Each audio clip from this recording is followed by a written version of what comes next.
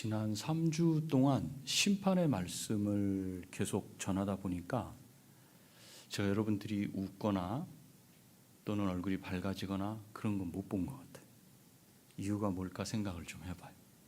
아, 저희를 통해서 지금 이 세상이 이렇게 됐구나. 그런 걸 깨달았는지 아니면 그 가운데서 무엇을 여러분이 발견했는지는 모르겠어요.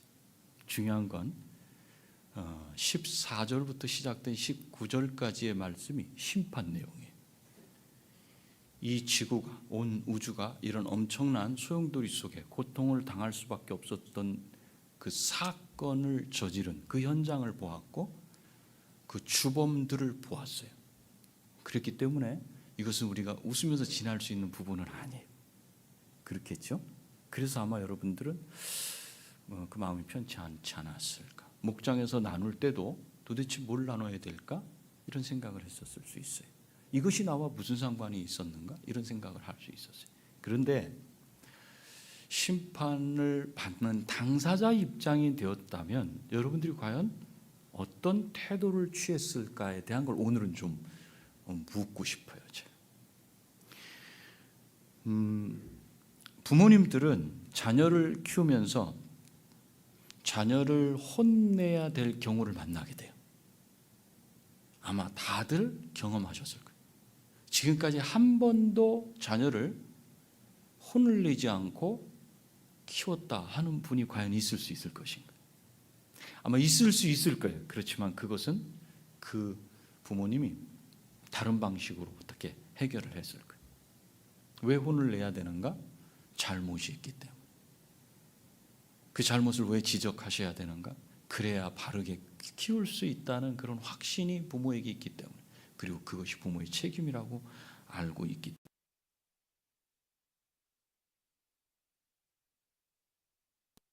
때문에. 훈계를 할 때 그 훈계하는 게 성공하는 경우가 적어요. 대부분 실패해요. 왜 그런가? 자녀를 혼내려고 처음 마음 먹었던 그 마음이 있어요. 그리고 목적이 있어요. 그리고 이유가 있어요. 그 이유를 혼을 내다 보면 잊어버려요. 잊어버리고 그러면 실패해요. 부모가 자녀를 훈계할 때는 자녀는 그 훈계를 듣고 자신의 잘못에 대해서 깨달아야 돼. 근데 내가 잘못하지 않았어. 자녀가 잘못하지 않았는데도 부모님은 혼을 내. 그렇다면 말하면 돼. 그 제가 그렇게 한 거는 아닙니다. 이렇게. 그것은 제가 잘못한 게 아닙니다. 잘못이 없습니다. 그런데 대부분의 자녀들은 부모님의 훈계에서 그 훈계하려고 하는 꾸짖는 그 주제를 잊어버린다는 사실입니다. 왜 그럴까요? 왜? 그리고 왜 부모님은 자녀를 훈계하려면 큰 마음을 먹어야 되고 힘이 들까? 관계 때문에 그래. 관계. 내가 아파서 낳고 애지중지 키워온 그 자녀를 혼을 내야 되는데 갈등해요. 꼭 혼을 내야 될까? 아니야. 혼을 안 내면 또 그럴까? 혼을 내야 돼. 자녀 입장에서는 어떤가? 나를 그렇게 사랑하고 쪽쪽 빨고 안아주고 진자리 마른 자리 갈아 눕힐 때 우리 엄마의 마음, 아빠의 마음을 다 알고 얼마나 사랑스러운 관계로 형성이 됐는데 갑자기 혼을 낸대. 그럼 자녀 입장에서는 이거 받아들이기 어려운 거예요. 두 사람 사이에 이런 미묘한 그 선이 있어요. 갈등이 있어요. 그래서 부모님이 그렇게 나를 사랑하시던 부모님이 나를 혼을 낸다 그러면 일단 충격부터 받아요. 충격. 그러면 부모님이 지적하시는 그 말 그거 듣지 않아요. 들리지 않아요. 그게. 뭐만 생각해요? 내가 엄마와 아빠와 어떤 관계인데 이것만 집중해요. 뭐만 들려? 다만 어제와 다른 그 딱딱해지고 거친 말소리, 굳은 얼굴 이것만 보여요. 그래서 마음 문을 싹 닫게 돼. 그리고 나서 부모님이 이거 잘못한 거 맞지? 그러면 벌써 눈물이 글썽글썽거려요. 잘못한 것에 대한 뉘우침 때문에 우는 게 아니에요. 뭐 때문에 울어요? 아니 엄마 아빠하고 나하고 관계가 이 정도밖에 안 돼? 이 관계 때문에 그런 거예요. 이런 가까운 관계에 있는데 회초리를 들고 있어 지금? 나한테 엄하게 하시고 있어? 이게 서글픈 거예요. 그래서 눈물을 흘려요. 즉 분해서 눈물이 나오는 거예요. 근데 이 마음 약한 이 부모님들은 이 눈물에 속아요. 그래서 잘못을 바로잡지도 못하고 어떻게 해요? 그냥 함께 눈물 흘리고 한번 껴안고 그냥 끝나버려. 뭐 하자는 거예요 지금? 내가 분명히 뭔가를 바로잡으려고 시작을 한 게 눈물로 끝나. 그럼 그 아이는 그 다음에 또 그래요. 또 뭔가 지적을 하려고 하면 어떻게 해요? 울어버려요. 그럼 이 엄마가 아무것도 못하고 그렇게 하는 부모님이 있어요. 아마도 우리 중에도 그런 분이 있을 수 있어요. 그런 어떤 부모는 따끔하게 이렇게 말해요. 어디서 잘못을 해놓고 눈물을 보여 뚝! 그러니까 눈물 뚝! 하게 만들고 다시 분명하게 잘못을 바로 잡아요. 여러분은 어떤 부모였습니까? 여러분은 어떤 부모의 자녀였습니까? 지금 이 말씀을 드리는 이유는 오늘 하나님으로부터 심판의 말씀을 듣는 아담의 입장 가운데 들어가 보게 하려는 목적이에요. 들어가 보지 못하면 오늘 말씀이 이해가 안 돼요. 심판이 끝났는데 갑자기 엉뚱한 행동을 해요. 하나님도 심판하시고 나서 갑자기 엉뚱한 행동을 해요. 두 가지의 엉뚱한 행동이 나와요. 연결이 안 돼요. 그렇기 때문에 내가 과연 내 부모와 어떤 관계 가운데 부모님이 나를 책망하시고 징계하실 때 그 부모님을 내가 이해했는가, 그리고 그렇게 자랐는가, 이 관계가 어떤지에 대한 게 지금까지 들은 심판의 말씀에 대해서 아담의 입장을 이해할 수 있는 근거가 돼요. 만일에 여러분이 지금도 여전히 부모님이 뭐라고 잔소리하거나 무슨 말씀을 하시는 걸 잔소리다, 책망이다, 듣기 싫다 해서 그 내용, 중요한 내용이 있어요. 거기서 꼭 책망하시려고 하는 그 주제는 잃어버리고 뭐만 생각해요? 관계만 생각해가지고 그 관계가 깨져 있다면 지금 이 말씀은 들리지 않아요. 오늘 20절, 21절 말씀은 여러분이 읽을 때마다 부딪혀요. 계속. 왜 이 말씀을 하시는 거지? 이렇게 될 수밖에 없어요. 그래서 먼저 생각을 한번 해보세요. 여러분들은 부모님과 어떤 관계를 맺어왔고 책망의 자리, 훈계의 자리에서 나는 내 아버지를, 내 어머니를 어떻게 대하고 이해하고 알고 있었는가? 그리고 나는 내 자녀에게 어떤 아버지로, 어떤 어머니로 훈계를 하고 살아왔는가? 그걸 가지고 출발을 해야 돼. 그래서 그것이 잘못됐다면 오늘 말씀을 통해서 그것이 잘못됐구나, 그게 아니구나 했다면 바로 잡아요. 자녀도 잡아야 되고 부모님도 바로 잡아야 돼요. 하나님의 형상을 따라 지은 하나님을 닮은 처음 사람이 누구였어요? 누구였죠? 아담이에요. 하나님이 보시기에 아담이 하는 일은 모두가 마음에 드셨을까요? 안 드셨을까요? 하나님의 형상을 따라 지은 하나님의 사람이. 그래서 참 지식이 있어요. 하나님을 대하는 방식, 동물들을 대하는 방식, 사람을 대하는 방식에 대한 참 지식이 있어요. 부족한 게 없어요. 어떻게 해야 되지? 여러분 인간관계 그래서 우리는 그 관계를 잘하기 위해서 책들을 보잖아요. 어떻게 하면 잘할 수 있어? 이런 사람은 어떻게 하면 할 수 있어? 책 보죠, 그렇죠? 근데 아담은 이미 그런 게 다 들어가 있어요. 하나님이 다 탑재를 시켜주셨어요. 첫사람 아담에게. 그것을 원의라고 말씀드렸어요. 그러니 아담이 행하는 행동은 하나님이 보시기에 마음에 흡족해요, 안 흡족해요? 그 일례가 앞에서 2장에서 짐승을, 동물들을 하나님이 지으신 나는 것, 그 다음에 기는 것, 짐승들을 다 데리고 나오셔요. 그것의 이름을 아담이 지어줬어요. 실수가 있었어요? 아담이 이름을 지으면 그것이 이름이 됐어요. 하나님이 보시기에 흡족하신 거예요. 왜? 그 지식을 다 가지고 있기 때문에. 그렇기 때문에 관계하는 것, 사람을 관계하고 하나님을 관계하고 자연 만물을 관계하는 법을 이 아담이 다 알고 있었어요. 그것이 하나님의 형상으로 지음받았다는 거예요. 그러니까 하나님 마음에 들고 하나님은 기뻐하셨어요. 사랑만 받고 자라온 자녀가 오늘 엄청난 사고를 쳤어요. 그리고 아버지 앞에서 심판을 받아요. 그리고 이미 아담은 그 결과를 알고 있어요. 어떻게 될지. 죽음이었어요. 그렇다면 하나님과 친밀한 정도가 아니라 하나님의 마음을 가장 잘 아는 아담으로서 그 심판의 자리에서 과연 무엇이 잘못됐고 무엇을 잘못했는지 분명하게 듣고 깨달을 수 있었겠냐는 거예요. 여기에 부모와 자녀의 그 관계가 동일하게 적용이 돼요. 그렇게 사랑했던 아버지, 그렇게 사랑하는 엄마가 회초리를 들었어. 그랬을 때 관계에 집중하면 회초리 든 이유를 자녀는 놓치게 돼요. 부모도 놓쳐요. 그냥 울고 울음바다로 끝나고 말아요. 아무것도 할 수 없어요. 과연 아담과 하나님의 관계가 그랬을까? 만일 하나님과의 관계만 생각하면서 이건 너무하신다.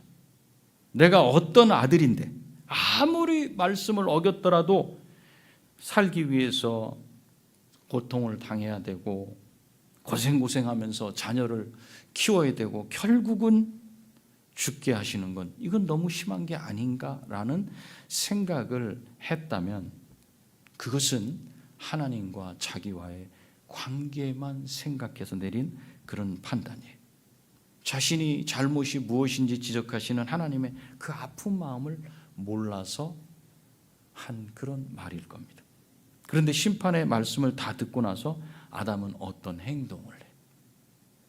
그 행동을 통해서 하나님의 심판의 말씀을 잘 들었는지 아니면 관계에만 집중하고 있어서 무슨 말씀을 하는지는 하나도 모르고 그냥 마음속에 분한 감정만, 어떻게 하나님이 나한테 이렇게 하실 수 있지? 우리 아버지가 어떻게 나한테 이럴 수 있지? 해서 감정적으로만 대하셨는지를 분명히 볼 수 있어요.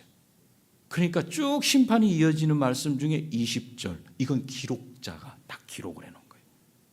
누가 한 행동을, 아담이 한 행동을, 심판을 듣고 나서 아담이 한 행동을 기록자 누가? 모세가 이렇게 딱 남겨놓은 거예요. 그리고 그 다음 절 21절은 하나님이 하신 행동을 모세가 기록으로 딱 남겨놨어요. 이 두 말씀이 아무 연관 관계가 없는 것 같아요. 그런데 아주 밀접한 관계가 있어요. 둘은 하나를 말해줘요.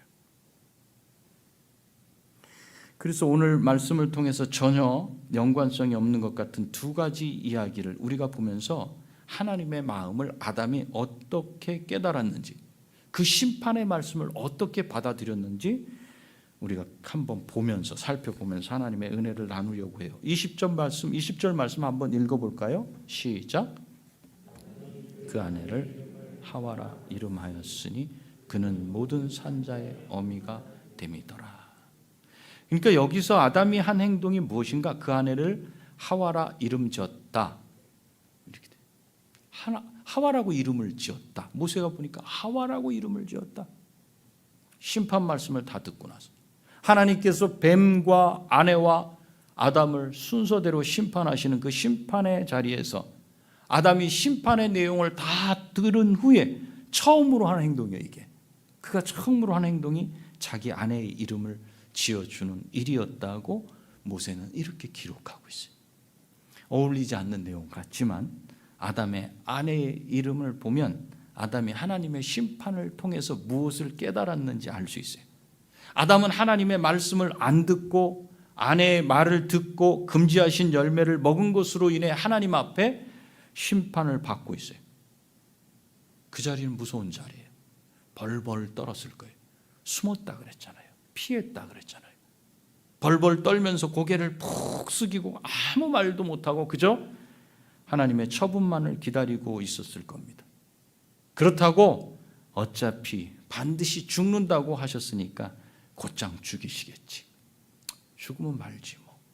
이렇게 생각하고 하나님의 심판의 말씀을 안 들은 건 아니에요. 어차피 난 알고 있어. 죽일 건데 뭐. 이렇게 하지 않았어요. 여자를 깨워서 열매를 먹게 한 뱀을 시작으로 아내의 심판을 지나서 자기 자신에게 3절이나 길게, 가장 길게 심판의 내용을 선고하실 때도 집중해서 그 내용을 다 들었어요. 그리고 20절에서는 아내의 이름을 지어 주었다. 이렇게 기록하고 있어요. 왜 이 말씀을 기록했을까요? 모세는. 아담은 하나님의 말씀을 어긴 것에 대해서 하나님께서 어떻게 처분하실지 이미 알고 있었어요.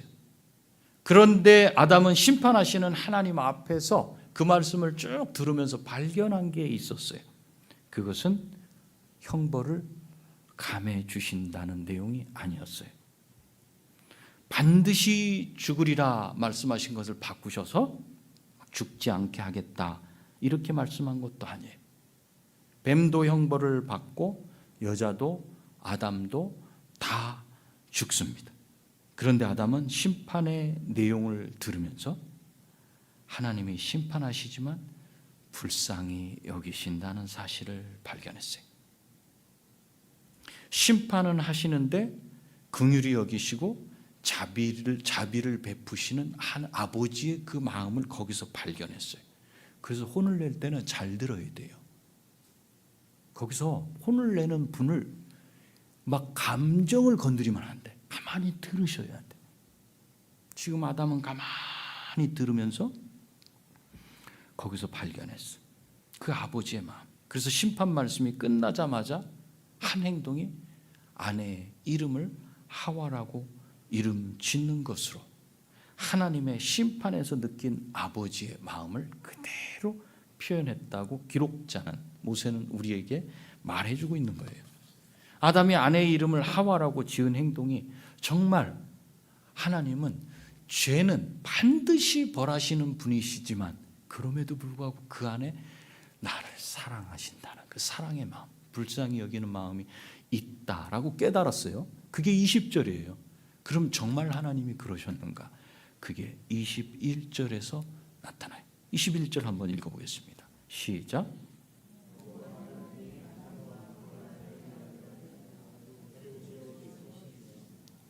이것은 아담이 한 행동이 아니에요. 하나님이 하신 일이었어요.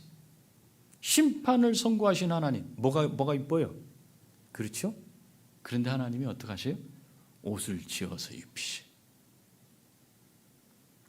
이렇게 하나님께서는 손수 아담과 하와를 위해 가죽옷 둘을 지으셨어요. 가죽옷을 만들려면 어떻게 하셔야 돼요? 가죽이 어디서 나요? 짐승으로부터 나요. 짐승을 잡아야 돼요. 죽여야 돼요. 하나님은 범죄한 이 두 사람을 위해서 짐승을 죽이셔요. 최초로 생명을 해치는 일을 하나님이 하셔요. 죄를 지은 두 사람을 위해서, 그리고 이 두 사람을 위해서 옷을 만들어 입히셨어요. 하나님을 반역하고 배신한 자들이기 때문에 그들이 나뭇잎으로 치마를 만들었다 그랬어요. 그렇게 입고 다니든지 벌거벗고 다니든지 그렇게 해서 내쫓는다고 해도 아무도 하나님 앞에 하나님께 손가락질할 사람은 없고 이 두 사람은 하나님을 원망하거나 탓할 수가 없어요. 그런데 하나님께서는 짐승의 생명을 끊어서 오히려 이들에게 평생 입을 수 있는, 자신을 보호할 수 있는 따뜻한 옷을 만들어서 입혀 주셨어요. 그리고 이 옷은 전에 한번 설명했지만 그냥 편한 그런 옷이 아니라 목에서부터 살은 거의 다 가리는 통으로 짠 목에서부터 아래까지 긴 그런 가죽옷이라 그랬어요. 무슨 뜻이에요? 그들의 죄를 다 가린다는 상징적인 의미를 가지고 있어요. 히브리서 9장 22절에는 피 흘림이 없은즉 사함이 없느니라 이렇게 말씀하고 있어요. 짐승의 피를 흘려서 내가 너를 사했다는 걸 표현해 주셨어요. 아담이 발견한 하나님의 불쌍히 여기심이 가짜인지 진짜인지를 하나님의 행동으로 보이셔서 직접 나타내 주셨어요. 그 옷을 입을 때 아담과 하와는 죄는 반드시 벌하셔요. 하나님은. 그렇지만 사람이 나는 사랑하신다는 것을 거기서 보았어요. 출애굽기 28장에 보면 하나님과 대면하는 제사장의 옷을 만들 때 에봇, 또 겉옷, 속옷, 광과 띠로 몸을 탁 이렇게 가려 했던 것과 같이 긴 옷으로 그 죄를 가리는 상징적인 옷을 만들어 주셨어요. 마치 아이들이 잘못을 저질렀을 때 어떡합니까? 지금은 그렇게 안 하시죠. 예전에 엉덩짝을 사정없이 때리고 나면 어깨에 손이 다 아파. 그죠? 그런데 마음이 꿀꿀해요. 저녁에 밥을 먹으라고 차려주면서 우리 엄마는 싱크대에서 눈물을 쫄쫄 흘려. 식사하세요. 안 먹는다. 그리고 그냥 방으로 돌아가. 그리고 저녁에 잠잘 때 어떻게? 살며시 자는 아들의 엉덩이를 가서 싹 열어봐요. 그럼 어떻게? 손바닥으로 얼마나 세게 때렸니? 손바닥 자국이 여기저기나. 그걸 보고 거기서 또 울어. 그리고 어떻게 해요? 안티프라민. 그걸 갖다 엉덩이에다 싹 바르. 그런 엄마를 만난 적 있어요, 밤에? 마치 그런 것처럼 하나님은 그들의 죄는 미워하시지만 그 사람, 그 아들 자체는 미워하시지 않고 사랑하시는 마음을 가죽옷을 지어 입히시는 것으로 표현을 하신 거예요. 이런 하나님의 자비로운 행동을 통해서 아담이 심판 내용을 다 듣고 아내의 이름을 지어준 거예요. 하와라고 지어주면서 하나님이 아담의 죄는 심판하신다. 하나님은 절대 죄는 그냥 넘어가시지 않는 분이시다. 봐주시는 게 없다. 죄는 심판하시지만 불쌍히 여기셔서 살 길을 열어주셨다는 그 이해가 착각이 아니었다는 것을 모세는 20절로 그대로 기록을 해주고 21절로 보충 설명을 해준 거예요. 하나님께서는 말씀으로도 행동으로도 이 두 사람에게 자비와 긍휼을 베풀어 주셨어요. 비록 아담과 그의 아내가 낙원인 에덴 동산에서 쫓겨나지만 하나님께서는 매몰차게 내몰지는 않으셔요. 죄를 벌하셔야만 하는 것과 그 죄인을 사랑하시는 하나님의 마음을 이 두 사람이 느끼고 깨달은 것처럼 성경을 읽는 저와 여러분, 당시의 모세오경을 읽는 이스라엘 백성들이 그 마음을 알게 하려고 그 하나님의 자비와 긍휼이 여기시는 그 긍휼을 깨닫게 하려고 기록자는 이 본문을 기록하는 것을 잊지 않았어요. 말씀을 맺겠습니다. 우리는 오늘 본문에서 어떤 하나님을 만나게 되었습니까? 제가 서두에 여러분은 부모님과 어떤 관계를 맺고 훈계를 받고 매를 맞고 징계를 받고 여기까지 왔는지를 제가 여쭤봤어요. 그것은 그 관계 가운데 아직 부모님의 마음을 이해하지 못하고 토라져 있거나 그 부모를 미워한다면 그 관계가 풀리지 않으면 이 문제는 풀어지지 않아요. 부모님의 마음이 지금 하나님의 마음과 똑같다는 사실을 잊으면 안 돼요. 그걸 이해하지 못하면 하나님의 사랑은 알 수 없어요. 그래서 심판의 말씀이 선포되어지면 그땐 괴로운 거예요. 싫어요. 고개를 푹 숙여. 나눌 게 있어요? 저는 없어요. 패스. 왜요? 우리 아버지, 우리 어머니로부터 난 동일한 걸 느꼈기 때문에 하나님이 심판하실 때 나는 내 마음 편치 않아요. 난 그 말씀은 없었으면 좋겠어요. 목사님, 심판의 말씀, 죄에 대한 말씀을 형벌을 내리시는 그런 건 설교하지 마세요. 그냥 사랑하신다고만 해주면 안 될까요? 그것이 자녀들의 마음이에요. 근데 하나님은 그렇게 하시지 않아요. 반드시 죄는 심판하셔요. 여러분, 오늘 하나님 어떤 하나님을 만났습니까?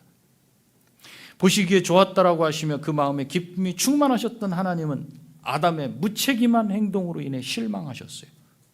거기에 핑계를 대면서 하나님을 피하는 아담을 향해 진노하셔요. 그렇지만 하나님은 차분히 이 사건을 마무리 지으셔요. 절대 정서라고 하는 감정에 따라 휘둘리지 않으시는 분이에요. 잘못이 무엇인지 정확하게 지적해 주시고 합당한 벌을 내리십니다. 안 아프셨겠어요? 아버지 마음이.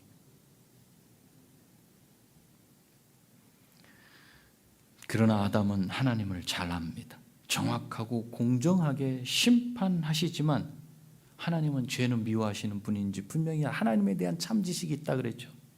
이제 곧 사라지죠. 심판하시지만 죄는 미워하시되 사람은 미워하시지 않고 살리시는 은혜를 아담은 거기서 기다렸는지 몰라요. 우리 아버지가 어떤 분인지 알기 때문에 절대로 놓치지 않은 거예요. 뭘요? 나를 1호로 지으셨는데 나에 대해서 이렇게 진노하신다는 그것을 자기 감정으로 가져가지 않았어요. 자녀가 놓치지 말아야 될 거예요. 하나님의 자녀들인 우리도 하나님과의 관계 가운데 이걸 놓치면 안 돼요. 기다려요. 눈을 똑바로 뜨고 귀를 쫑긋 세워서 그 하나님의 말씀을 잘 들어야 돼요.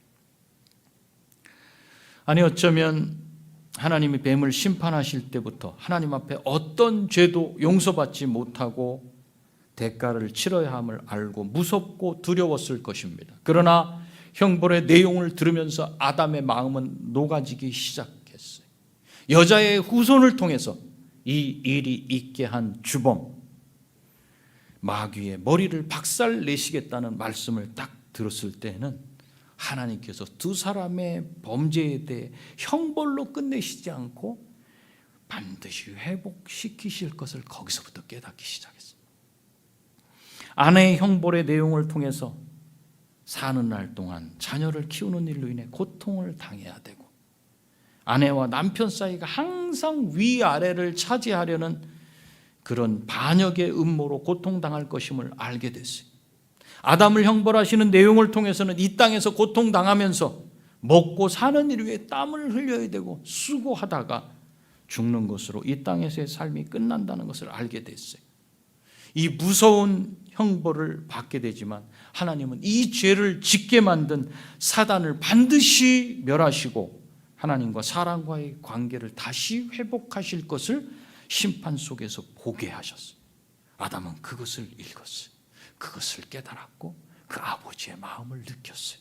그래서 아내의 이름을 하와, 생명이라고 지은 거예요. 여러분은 하나님을 어떤 분으로 알고 지금까지 섬겨왔습니까? 어릴 적에 부모님께 혼인할 때 여러분 안에 형성된 아버지에 대한 이미지가 있고 어머니에 대한 그런 그림이 있을 겁니다. 그 그림을 그대로 가지고 예수님을 믿게 돼요. 그러면 죄를 지적하시고 심판하시는 하나님 아버지를 만날 때는 어릴 적 부모의 모습으로 하나님을 대하게 돼요. 어떻게 해요? 안 들어요. 안 들어요. 그래서 죄에 대해 진노하시는 하나님에 대해 설교를 들을 때는 귀를 열지 않아요. 이미 어려서부터 많이 들어왔던 잔소리처럼 느끼기 때문에 그래요. 혼인하면서 왜 혼인하는지 알지 못하고 컸기 때문에 그래요. 이제 부모 자식 간의 관계에 있어서 실패하신 분이라면 다시 관계를 정립하시기 바랍니다. 부모는 하나님의 대리자로 세우신 사람들입니다. 그래서 하나님처럼 해보려고 해요. 뭐요? 죄는 반드시 지적하고 사랑은 사랑대로 표현하고 싶어 해요. 그런데 우리는 죄로 오염된 사람들이고 죄의 본성이 우리 안에 있기 때문에 이걸 잘 못해요. 그래서 자주 실패해요. 그래서 우리 안에 이게 마귀가 우리에게 심어준 그 자녀로 있을 때 우리에게 형성된 이 감정이 먼저 폭발해버려요. 본질을 잃어버려요. 그리고 그 심판의 과정, 아이하고 훈계하는 과정이 길어. 그냥 빨리 말을 듣고 잘못했어요 엄마 아빠 이렇게 하고 매 2대 오케이 2대 딱 하고 끝내면 밥 먹자 그러면 좋겠는데 반역심이 자녀들 안에 심겨져 있기 때문에 이게 또 쉽지 않아 이게. 그리고 그 충돌을 할 때 부모님이 정신을 바짝 차려야 되는데 보통 정신을 잃어요. 분노해버려요. 팍 폭발해. 그리고 뭐를 낸다 그래? 화내. 나중에 결과는 뭐예요? 자녀가 친구하고 얘기해. 아, 우리 엄마 또 화냈어. 화낸 게 아니야. 화낸 게 아니야. 자기의 잘못 잊어버리고 그냥 화냈어? 이 관계로 끝날 수밖에. 이미 어려서부터 그런 게 형성되어 있으면 하나님의 말씀을 들을 때 들리지 않아요. 그 부분에 있어서는. 그러나 부모의 마음속에는 잘못을 지적해서 바로잡게 하고 싶은 마음이 있어요. 동시에 그것을 바로잡게 하고 자녀를 바르게 키우고 싶은 그 마음이 있어요. 그래서 우리 부모님이 몸이 상하도록 일하고 여러분을 위해서 지금까지 헌신해 온 거예요. 인류의 첫사람인 아담과 하와에게 자비를 베푸신 이 하나님이 지금 우리가 믿고 섬기는 하나님이세요. 비록 그들이 죄를 지어서 에덴 동산을 엉망으로 망쳐 놓았지만 이건 보통 일이 아니에요. 그 죄를 지음으로 우주 만물을 하나님께서 만들어 놓으신 창조 목적을 완전히 훼손시켰어요. 이게 매 2대 맞고 넘어갈 일입니까? 그럴 수 없는 일이에요. 근데 하나님은 거기에 대한 건 분명히 형벌하시고 그를 사랑하시는 사랑은 그대로 가지고 가요. 하나님은 죄를 벌하시지만 그들을 사랑하셔서 가죽옷을 지어 입히심으로 죄를 용서하셨다고 말씀하셨어요. 이 하나님이 죽어가는 우리를 대신해서 자기 아들을 보내시고 아들의 피로 우리의 겉옷을 만들어 입히시며 내 죄가 용서받았다고 선언하신 하나님이신 줄 믿으시기 바랍니다. 이 하나님을 우리가 먼저 알고 믿은 것도 아닌 하나님께서 먼저 그리스도를 통해서 우리를 사랑하셨고 우리를 택하셨어요. 그리고 그리스도 안에서 우리를 자녀로 삼아 주셨습니다. 영원히 하나님의 자녀로 삼아 주셨습니다. 우리 막내는 저한테 물어요. 아빠, 어떤 죄를 지어도 하나님이 영원히 내 죄를 용서하시고 사랑하셔? 매주 물어봐요. 그럼 아담과 하와를 보면서 우리는 더욱 분명하게 깨달을 수 있어요. 하지만 우리는 여전히 하나님께 잘못을 범하고 살아갑니다. 때로는 작은 잘못을, 때로는 큰 잘못을, 때로는 교회를 해하기도 합니다. 그렇기 때문에 하나님께서는 우리에게 심은 대로 거두게 하시는 그 공의라는 스위치를 눌러서 작동을 하셔서 우리가 대가를 치르게 하셔요. 어떤 방법을 통해서든지. 하나님의 징계가 무서울수록 우리는 낙심하고 고통 가운데 허덕일 수 있습니다. 그래서 히브리서에서는 이렇게 말씀하고 있어요. 한번 읽어볼까요? 시작. 주께서 그 사랑하시는 자를 징계하시고 그가 받아들이시는 너희가 참음은 징계를 받기 위함이라. 하나님이 아들과 같이 너희를 대우하시나니 어찌 아버지가 징계하지 않는 아들이 있으리요. 징계는 다 받는 것이거늘 너희에게 없으면 사생자요 친아들이 아니니라. 아담과 하와를 위해서 가죽옷을 지어 입히신 하나님 아버지는 오늘 나를 위해 예수 그리스도의 피로 죄사함을 얻게 하는 옷을 입히셨어요. 여러분이 다 그 옷을 입고 계시. 하나님의 말씀을 듣기 바랍니다. 감정으로 하나님의 말씀을 대하지 마세요. 죄를 사하시고 그 마음에 평안을 얻기를 바라시는 아버지의 그 마음을 깨닫고 그 아버지의 사랑을 다른 사람에게 베푸는 여러분이 다 되시기를 바랍니다. 기도하시겠습니다. 우리 기도하실 때 내가 지금까지 관계해왔고 알고 있었던 내 육신의 아버지 어머니와의 그 관계를 통해서 영적인 아버지, 나를 지으신 참 하나님 아버지를 관계하지 않았는가? 그랬다면 오늘 바로 잡으세요. 오늘 바로 잡으세요. 그리고 내 죄를 위해서 그 아들을, 엄청난 죄를 지은 나를 위해서 아들을 대신 죽이시고 그 피로 나를 씻어주신 그 은혜, 그걸 이제는 다른 사람에게 베풀고 전하는 그런 삶이 되게 하여 주옵소서. 우리 간절히 기도하겠습니다.